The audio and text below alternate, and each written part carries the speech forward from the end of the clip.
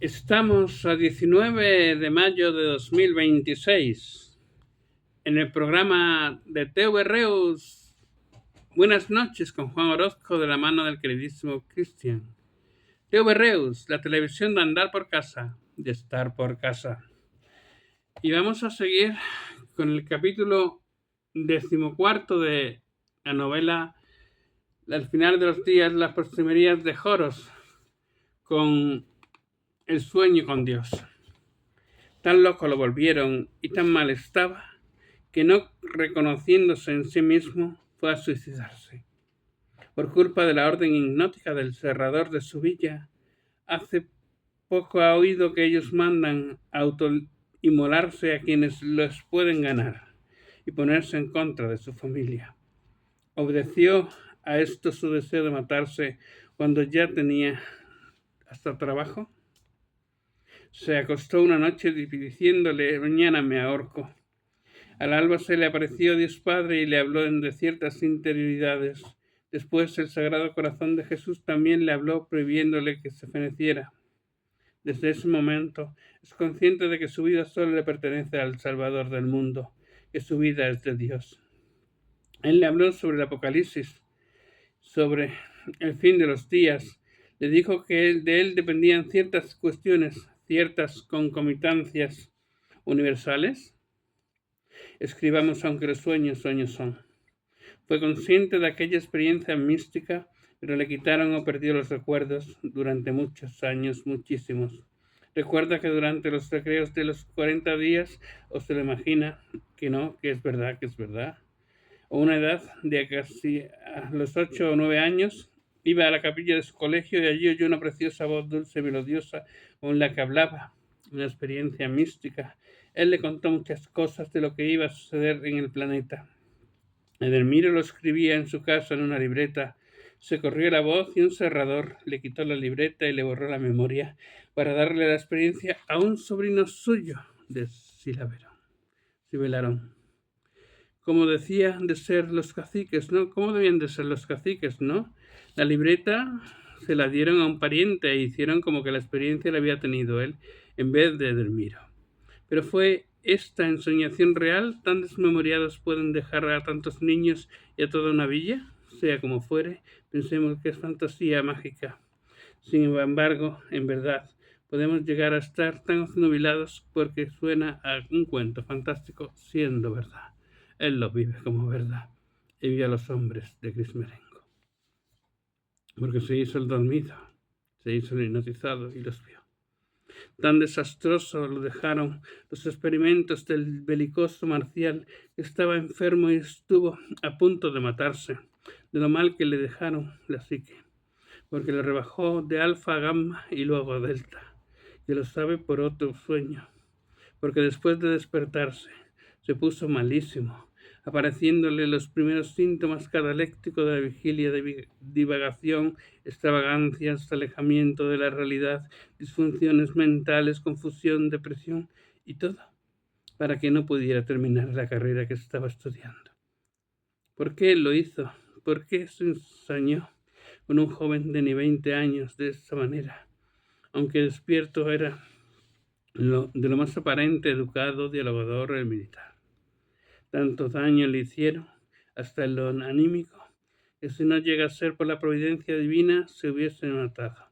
Sí, parece una locura, pero si se encarrilan todos los flecos, se ve que no es tanta mentira como parece. Dios quiere a sus hijos, aunque los vándalos intenten echarlos por la borda. A ver qué hiciera Dios con ellos. Si estos escritos obedecieran a la realidad y no a la invención. Vinieron Dios Padre y Dios Hijo a mí a darme esperanzas y prohibirme que me suicidase en sueños, haciendo depender de mi vida muchas circunstancias relativas al devenir. Los sueños son.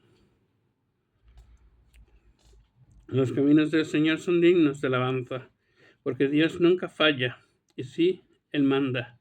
Y en cierta forma el destino del planeta está escrito. ¿Quién puede nada contra el Altísimo?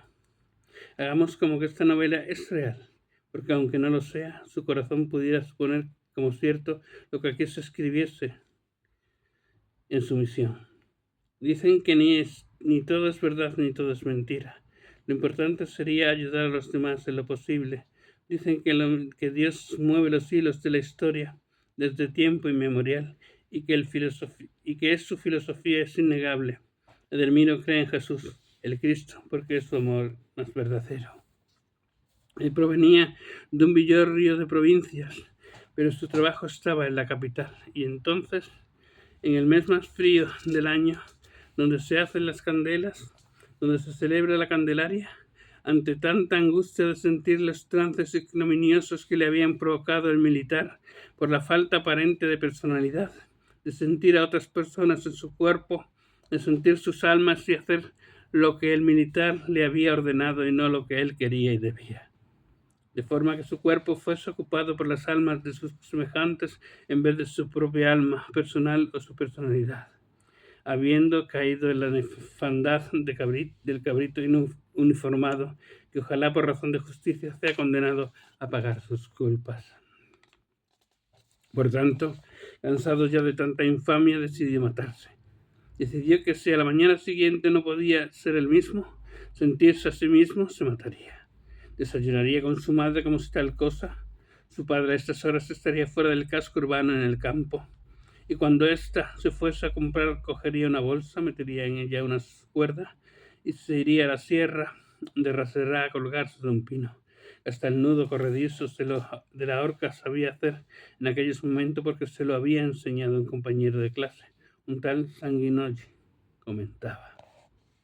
Pero he aquí que antes de dormir se dijo: por lo que te amé antaño, Jesucristo, si en algo he de servirte aún para la salvación del mundo, hágase en mí según tu palabra. Esa noche soñó primero con el firmamento, y ante su mirada se abría los cielos celestes y vio a Dios Padre con una grande melena blanca y unas luengas barbas níveas que, en una alcoba, sentado sobre una cama, con colcha azul de atardecida y con un dorsal cubierto de fino paño traslúcido, transparente, de encajes maravillosos, le hablaba, aunque no recuerda en mucho que le decía. Él estaba sentado,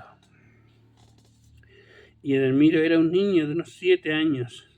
Lo tenía sobre sus rodillas y le hablaba muy dulce, muy quedo, muy tierno, haciéndole comprender y razonar, pero no recuerda qué es lo que le contaba.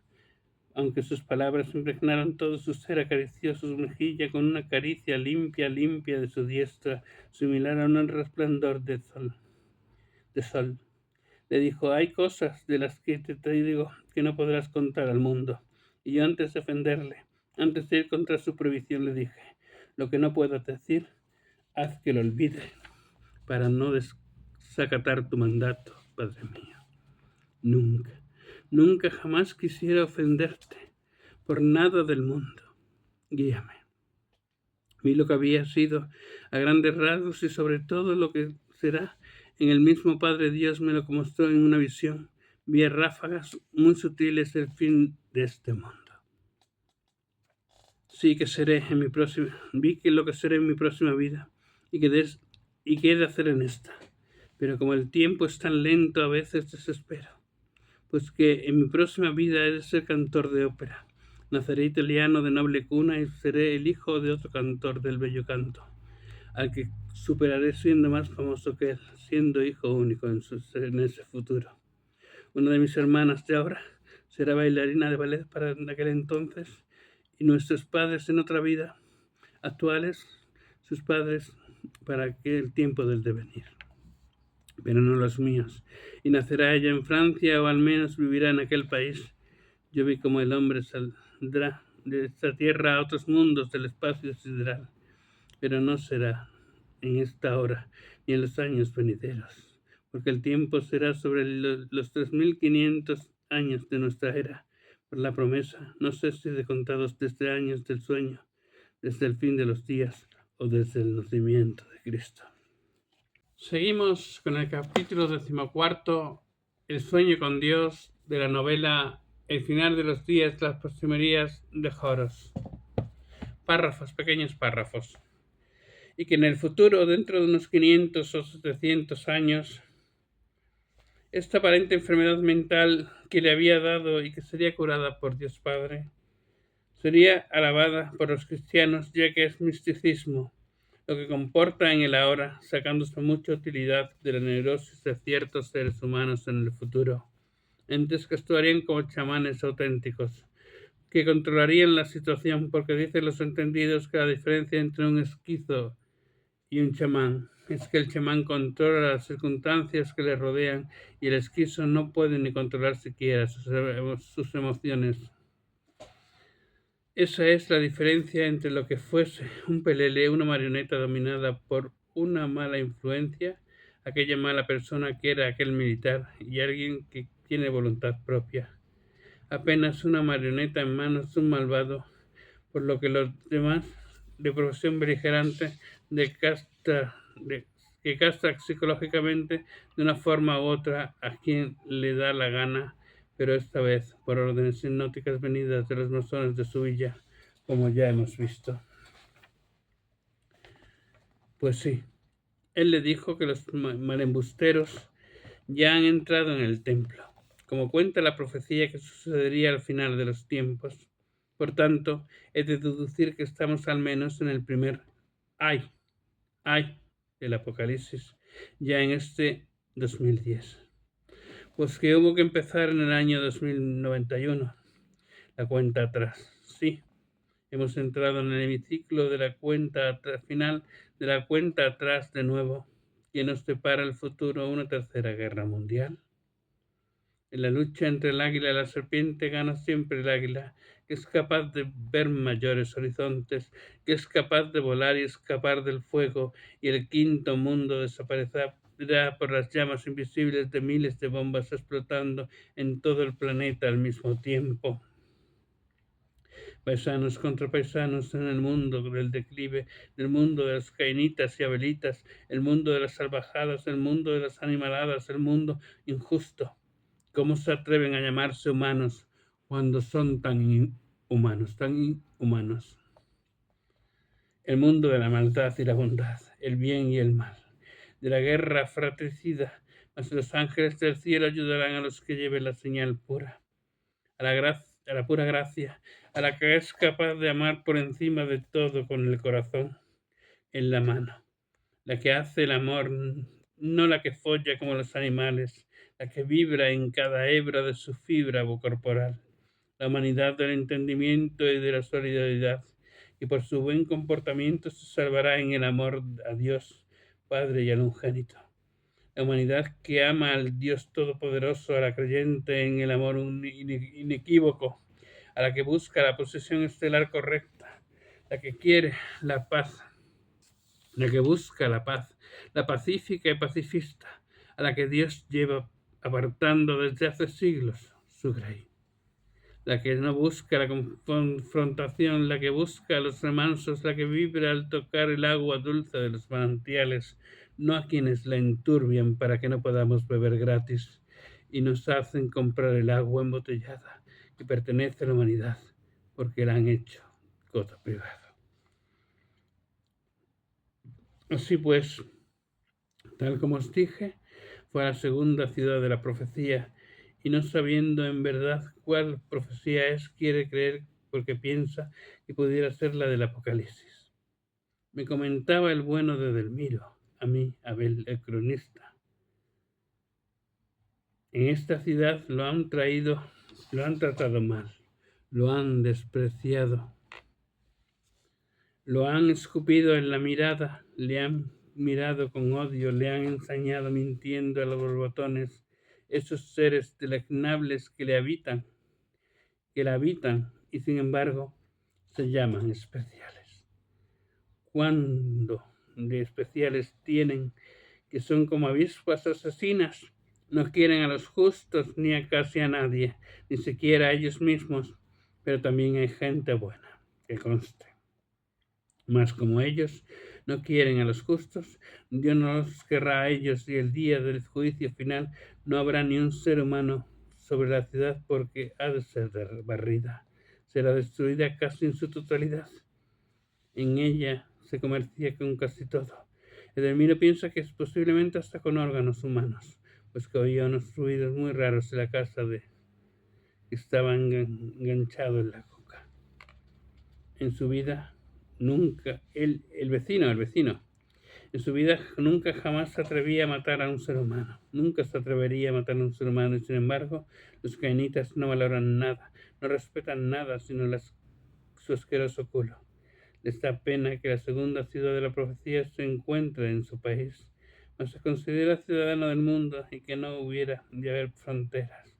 Es una pena que las jaurías hambrientas sean como serpientes, astutas en su mayoría, que sean astillas asesinas, que sean lubricaciones sin alma, que sean roces de odio, que a través de las televisiones del mundo se haga apología y se fomente la agresividad, la enemistad, la intolerancia, la rabia y tantas actitudes negativas con respecto a los ciudadanos. Y escondidos debajo de la tierra, vivirán los nefastos malignos, pues que Caín no pudo escapar de la mirada escrutadora de Dios ni debajo de ella. Es más, todos los perniciosos perecerán antes o después, aunque se escondan debajo de las piedras, porque no podrán engañar a los cielos, y así vendrá en unión de amor el reinado de los 1000 años felices, donde Dios habitará entre los hombres de amor y de ley. El periodo de misericordia ha durado más de 2000 años. Desde que Jesucristo vino a la tierra, se nos dio un modelo a seguir, rico en bondad y lento a la cólera, por ser el Cordero Inmaculado que no debía de haber sido degollado. ¿Qué será de vosotros cuando os pregunte, Caín, ¿dónde está tu hermano? Solo Dios lo sabe. Aplicaros el cuento, hermanos descendientes de Adán y Eva, de Eva y la serpiente. De ahí la razón de los cainitas y los abelitas, una planta genética, miles y miles de combinaciones posibles en el árbol de la vida. Por amor, siempre por amor, ha de ser el matrimonio. Estamos con el capítulo 14, El sueño con Dios, de la novela Las postrimerías, el final de los días de Joros, el final de los días de las postrimerías. Seguimos con este capítulo 14. La mies está madura y pronto vendrá el segador a cortarla. Así está escrito. Todo grano que no dé fruto en nuestro Señor será segado de la faz de la tierra. Lo dice el libro sagrado de los cristianos. Así pues, no seáis duros de oído y seáis temerosos de Dios, aunque los verdaderos cristianos lleguen a Dios por el amor, no por el temor. Recordad las parábolas de las 7 doncellas y las 7 lámparas, porque Él no avisará cuando llegue. No os quedéis dormidos, espíritus de luz, y vuestra conciencia no se apague y vuestro conocimiento os redima. Por ser un hombre buen humano, por ser cariñoso y amoroso y amar a los vivientes de la tierra, y sin embargo, le dio la posibilidad de recordar a posteriori cosas que él le había contado y que son su voluntad sobre este mundo, y que le había hecho olvidar para que no ofendiera su mandato una vez que habían sucedido esas cosas, las puede contar, pero no antes. Mas con él, como santo que debe ser, el mundo vive más según le comentase Dios, pues que su muerte es la llave que abre la gran tribulación. Dios le pidió, ¿quieres ser justo de la tierra? Y él le respondiese, sí quiero. Por lo que supone que Dios le habrá hecho uno de sus justos, aunque no tiene mucha conciencia de qué es lo que debe hacer para tener tal privilegio. Dios le dijo que estaría en la prueba de los santos de los últimos días. De pronto se desvaneció el Padre Dios en su sueño, y de la alcoba pasó al centro de un espacio lleno de nubes blancas, en el que se estaba muy tranquilo, se experimentaba mucha paz, un lugar del firmamento sobre el cual podía andar sin caerse, y donde Jesús en sus brazos abiertos lo llamaba y él corría hacia él con gran alegría, siendo un niño, y te alabanzaba Hacia sus brazos iba creciendo, su alma y su ser crecían hasta llegar a la altura del esternón de Cristo, donde le dijo: hasta aquí han llegado muy pocos seres de la humanidad. Hasta esta altura del Hijo del Hombre.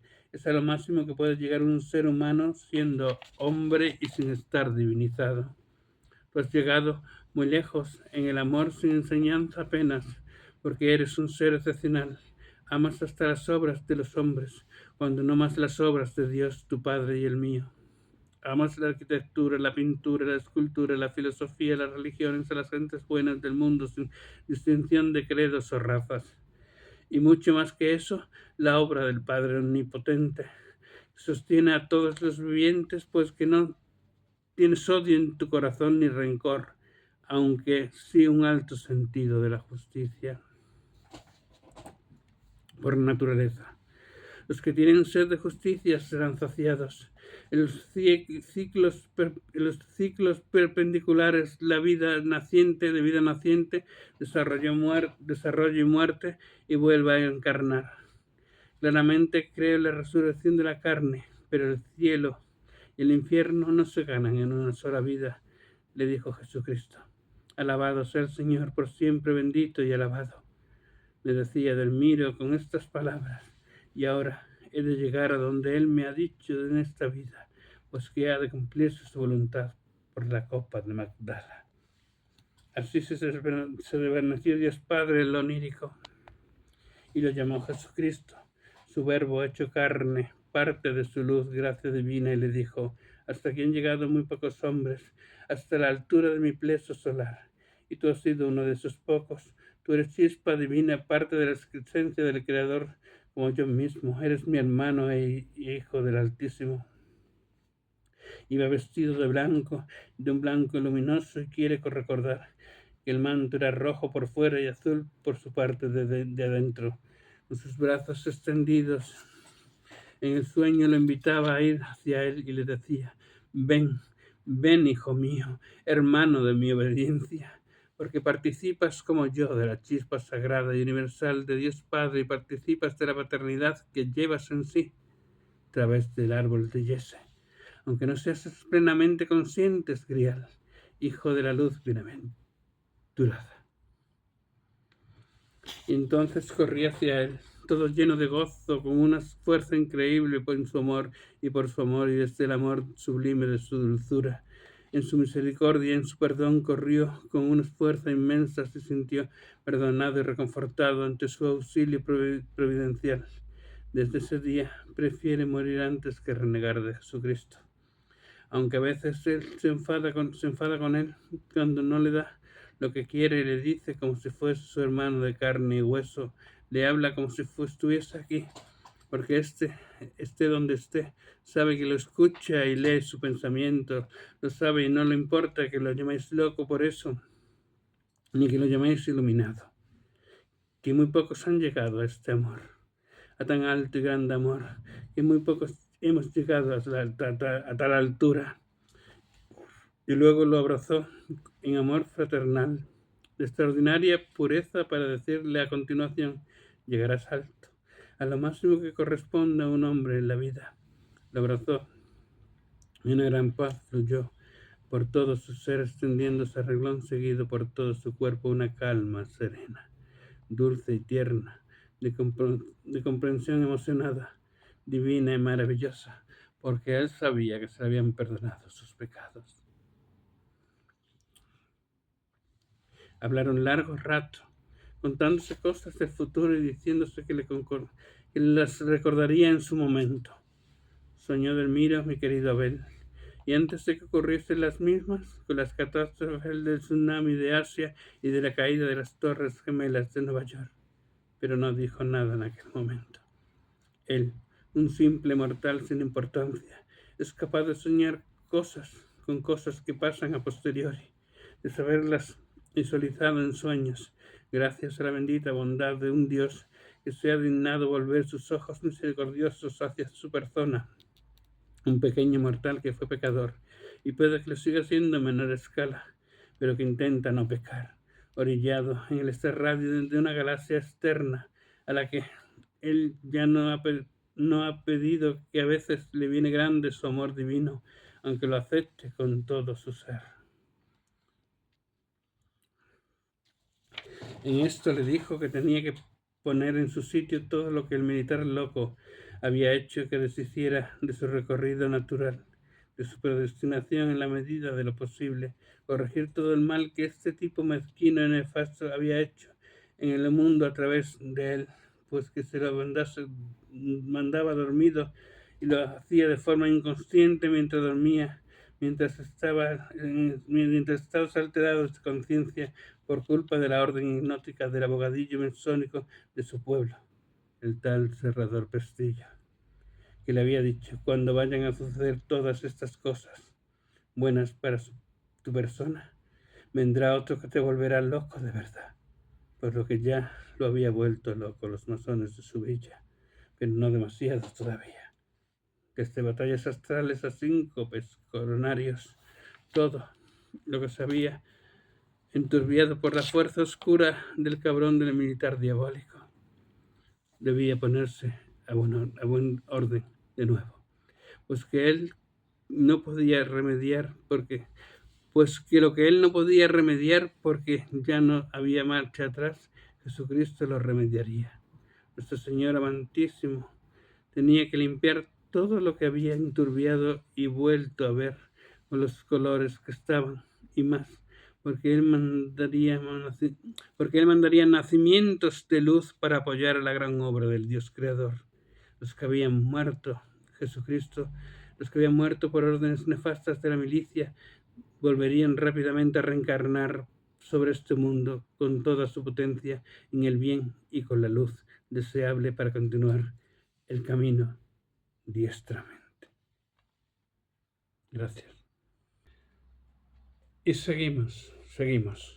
Así pues, como os iba diciendo, querido amigo, me casi susurraba al oído el Elviro: si aquella es Babilonia, esta, la que ha estado, es Babilón, como la llamó mi querido cantautor de alguna ocasión, Babilón, y comercia con oro y perlas, tejidos y alimentos, marfiles y órganos, y no respeta ya la vida en su maldad, que no alimenta a sus hijos que arden deseos de venganza, que puede abrir las urnas de las cenizas en cualquier momento.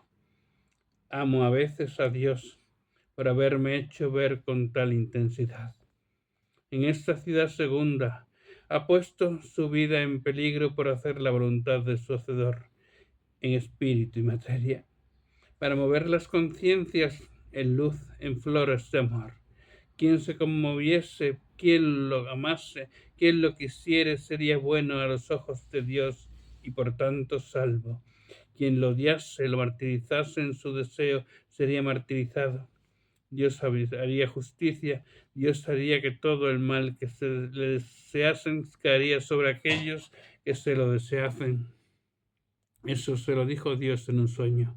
Le dio ese carisma a Edelmiro, por lo que Edelmiro fue un movedor de conciencias en la ciudad de las 7 colinas, la ciudad opaca y oculta que nadie conocía y que ya algunos conocen como tal, la ciudad que podía estallar debido a la cantidad de religiones e intereses que se movían dentro de ella, a la falta de trabajo y a tal cantidad de tráfico de estupefacientes y de influencias que, como en tantas ciudades como hay ahora mismo en el mundo.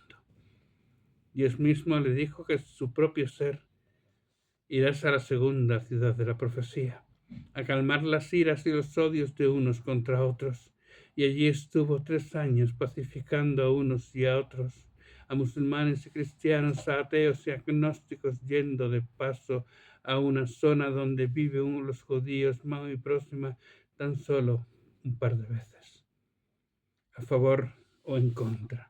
Ni a ninguno de los que le conocieron dejó indiferente. A quien bien lo quiso, Dios le hará bien. A quien le dio mal, mal habrá de Dios para ellos. Así obra Dios maravillas en el mundo, poniendo a cada uno en su sitio. A quien peca de orgullo lo hace caer por pecar de soberbia. Mas el mal está en todas partes en nuestros días. Se vende drogas en la puerta de los colegios y todos callados y todos haciendo la vista gorda por miedo o desconocimiento. El grueso del montante de estos desgraciados seres es solo un número para ingresar a la cuenta corriente. ¿Y qué dice el Apocalipsis de los ricos materialistas que tan poco corazón tienen para con sus hermanos? Cuando se escriba la historia, reescriba la historia, ¿qué pasará con ellos? Porque es posible que no quede ni rastro de su memoria en la historia de la humanidad.